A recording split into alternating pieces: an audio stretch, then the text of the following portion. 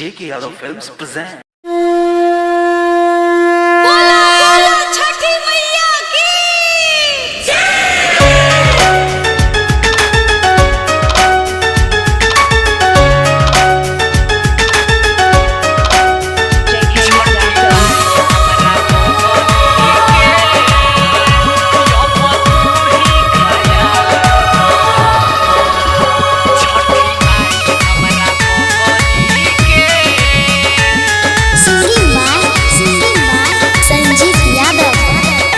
छठी माई हमरा पगली के अब तू ही ख्याल रखी हो।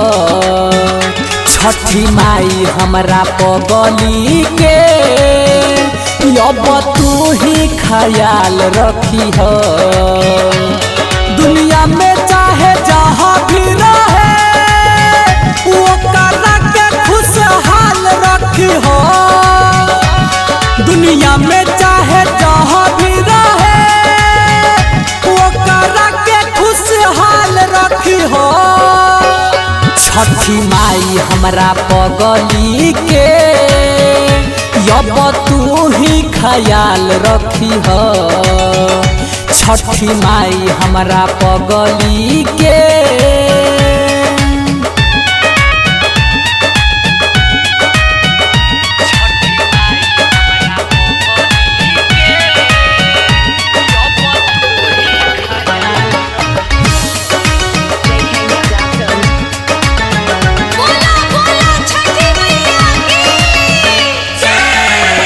ओकरा बिना माई लागो दुनिया वीरान। समझ पैल कई न जानू प्यार के पहचान।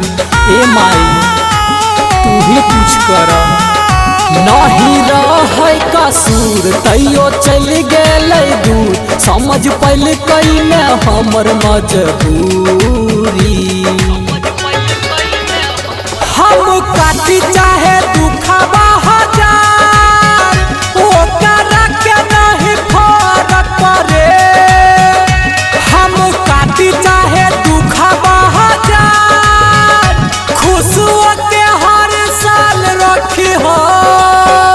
छठी माई हमरा पगली के अब तू ही ख्याल रखी हो। छठी माई हमर पगली के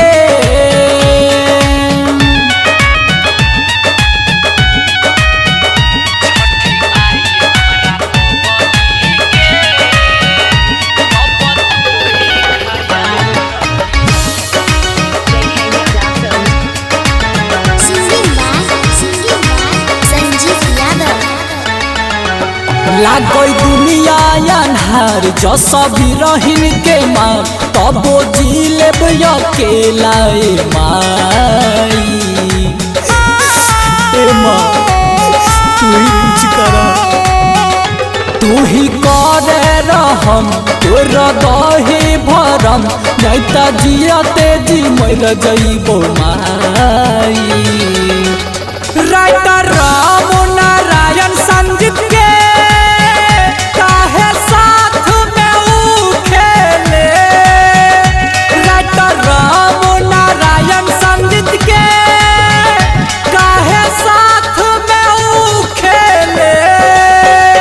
छठी माई हमर पगली के अब तू ही ख्याल रखी है। छठी माई हमर पगली के JK Yadav Films